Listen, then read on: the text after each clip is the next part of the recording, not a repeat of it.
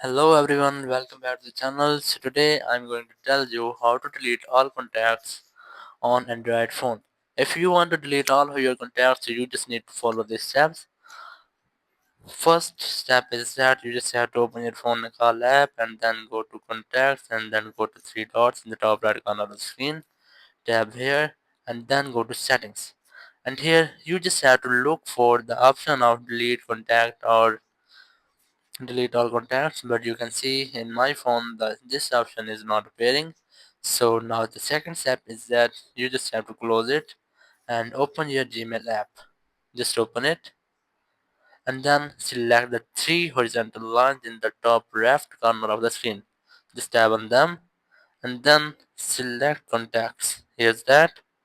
Tap on it, and after that your all contacts will be appear. You just have to select contacts you want to delete.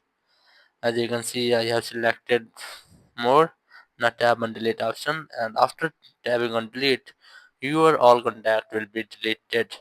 So that's how you can delete your contacts. Thank you very much for watching the video. Until the next video, bye bye.